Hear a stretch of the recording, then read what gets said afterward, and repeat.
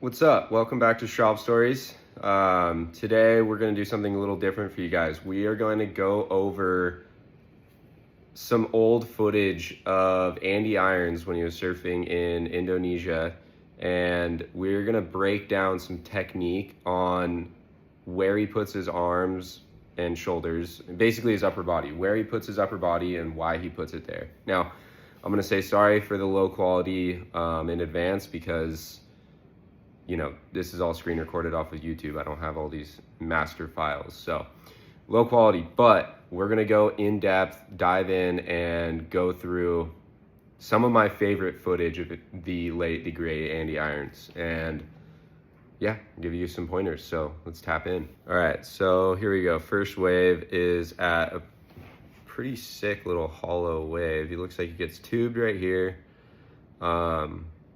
And then we're going down the line. Look at his shoulders right here, actually. Notice how it's very squared up. Like if you took his stringer and made a straight line up through his body, his board's angled directly up through his head right here. Like a vertical straight line like this. Now, it's really important. Everything's leading with his upper body. His head first, look where he's looking. He's looking down the line at where he's about to be, which is this midsection of the face right here, and eventually up into the lip. And his shoulders are very square. They're very upright. His arms are up, and his back arm is always like this. Now, I'm a regular foot just like Andy, but his back arm is always like this. So let's keep going here for a sec. It looks like he comes off the bottom. Same thing, arms are square, but look, now his head is looking up towards the lip, right up in this general area. And his shoulders are now facing that same way as well. So he's leading his turn with his upper body right here. And he's obviously leaning over his rail, but that's a whole nother point. Let's just focus on shoulders, arms, and head placement. So then you'll notice right when he comes off the bottom, his back arm goes from in the water right here, and he flicks it behind him. So he's coiling up, and he's extending his back arm so that he can get extra vertical and hit that wave extra hard. Think of yourself as like a spring. If you coil it up and then it releases, it's gonna release a lot harder and a lot more pressure and gonna give you a lot more power in that turn. So he comes off the bottom, he releases that back arm, his eyes are fixated on the lip right there. You can kind of see, it's a little blurry, but you can kind of make out where his hairline is, so you can guess his eyes are probably looking right at that lip line right there. So we go forward, and then you notice he brings that back arm around. He's keeping that front arm down. So look in this area right here.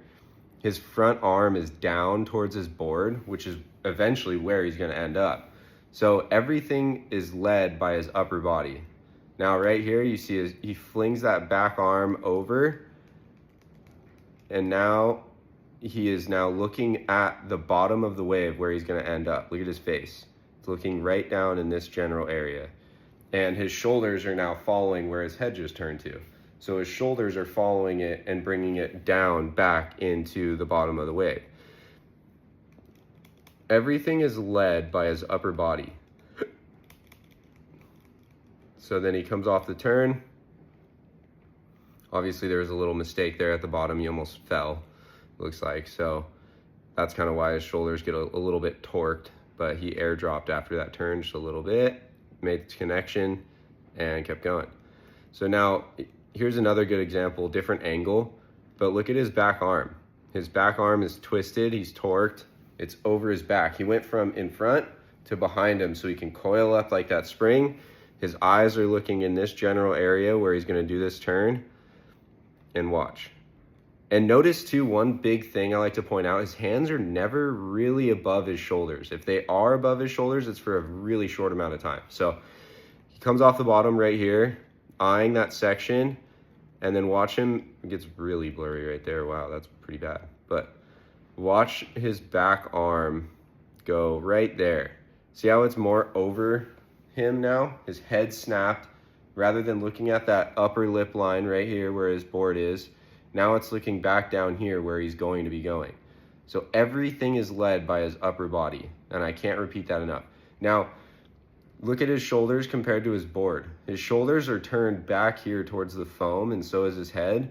So he's gonna finish that turn with his board facing back towards the wave. His nose is gonna be facing this way, guaranteed. See, right there, facing that way, and he's able to cork his shoulders, and now that he's finishing that carve, he's going to be turning his body back again towards the face, the open face of the wave, so we can complete the turn. So we'll keep rolling here. Same thing, another low quality dark clip, but let's go down the way a little bit here to another better wave that's a little bit more clear. There we go. This is one of my favorite all-time turns. If you're an Andy Irons fan, you know this turn very well. You've seen it a million times, but let's pick it apart. So right here, comes off the bottom, hands very square, very low. Look at how crouched he is too. He's like a little tiger about to pounce on a gazelle. And he comes off the bottom, same thing, every single time, same thing. Hands almost touching the water, maybe touches a little bit right there. Coiling up, looking at that section he's about to hammer with, and, you know, hands low, but you can see he's bringing it back as he's like midway through his bottom turn. He's bringing it back behind him. So that way it allows his shoulders to actually twist, to coil up like that spring I was talking about. So he goes from compressed to extended, hands back, coiled up, and then watch this back arm right here.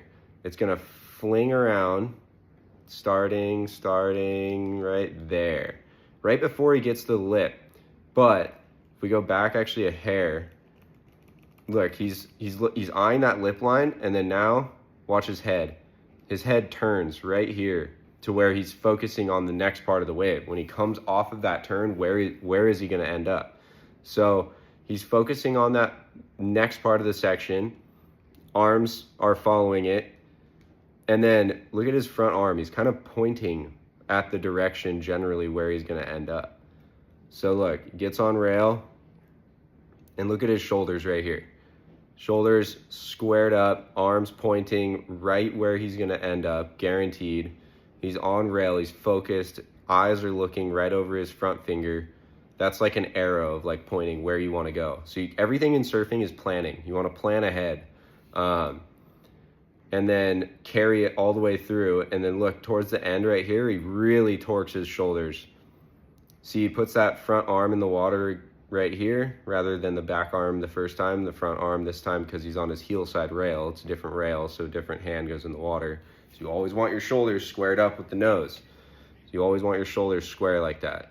So this arm is in the water now. This arm is still twisted over, and he's going to carry it all the way through. His head's looking down because he's going down the wave to this bottom section right here. Then boom, he carries it all the way through, and he stays on rail for so long because look at his shoulders are still twisted. His front arm is still in the water right here. Shoulders twisted, crouched low, low center of gravity, powerful stance. He isn't focused on throwing a bunch of spray like this. He's focused on completing this carve. Now, he placed his board in a good spot to throw a bunch of spray like that, but it's more focused on the way he's positioning his body, and that's how he's able to throw as much spray and as much power as he can. So keeping those shoulders torqued all the way, and then right there he transfers to his toe side rail, and he's starting to get back on his toe side rail to hit this little bit of foam ball right here. If you use this board as a flat planing surface and you hit that water line like that, the water line right here is going to propel this board this way. Watch. See if they cut it. They might cut it right here. But see how he hits it, and then it pushes him out into the flats, and he's still on that toe side rail. That board is still angled upright, so any whitewash that's hitting this side of his board all the way through to the tail is going to be propelling him out into the flats, out here. So look, his shoulders are twisted, he's looking down the line, he's making this wave. He is making this section, he's very committed to it. So yeah, they cut it right there, but then, okay, let's snap over to a backside wave. Now, same thing goes, shoulder squared up with the stringer, draw one straight line through his body like this, and then watch his front arm right here. His back arm's always corked like that because he wants his shoulders to be facing the face of the wave. It's harder because you're gonna be looking over your shoulder. But look, Watch this front arm. He does a little pump right here. And then he comes off the bottom. See how his front arm is down, touching the water right here? That's allowing his front shoulder to really open up to the face of the wave and allowing him to look up at the lip line that he wants to attack.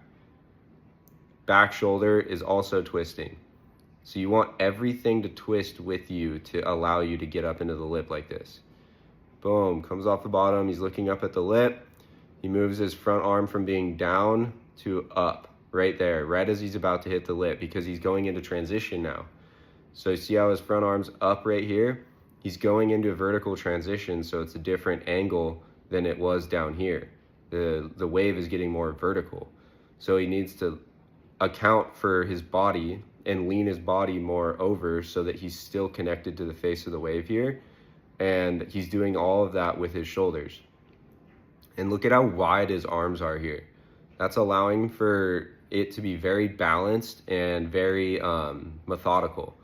So he's going to be super stable with that wide arm span like that. And then notice right there, he goes from facing the lip to, before he even hits the lip, he's already starting to turn his shoulders in towards the beach, or towards the bottom of the wave for that matter, because there's so much power and there's so much speed going on that the G-forces are going to hold you to your board when you're up in the lip like that, so you're really able to lean onto one rail. So now he's twisting his shoulders, looking down, and that's going to make his board snap and pivot straight back into the bottom of the wave. Watch. So boom, he goes snap. And then notice from right here, right when he starts to twist his shoulders, to right there. Look at that. His shoulders are in the same angle the whole time, and his arms cork just like it was in that bottom turn. So that's going to make his board stop early. Rather than continuing that rail line like he did in the past, he's going to do one quick jolty snap. Boom, come off the bottom. Expand his arms because he's now airdropping out of the lip. He's looking at where he's going to be landing. Still squared up with his stringer line. And he is very stable and very controlled. Then he cuts, because this is a surf movie and we are stealing it. So then a little layback jam right there is sick. Comes out of the tube. Look at, let's back up a little bit. Backhand in the water behind his body, but I can guarantee it. Front arm's low, looking at the section he's gonna hit. He snaps his arm back to twist up, overextends his shoulders past what his board's gonna do, because look, his board eventually gets there. And then boom, he's bringing that back arm right here over the front of his board to be able to twist his shoulders. See his front arm pointing down exactly where he's gonna go. His head's not looking there yet, but his shoulder's leading him there. So watch. All the way around, then boom, his head snaps down and connects with where his arm is looking. Ah, oh, shoot. I messed up. Let's go back.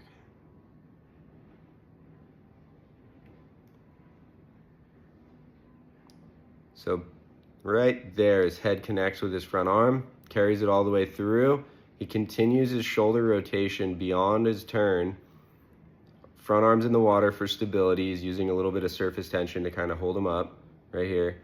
And then, look, he finishes the carve, and right there at the end of his carve, once his board's kind of where he wants it to be, he twists his shoulders back the other way. See how he's starting to rotate it back to where he's going to eventually go?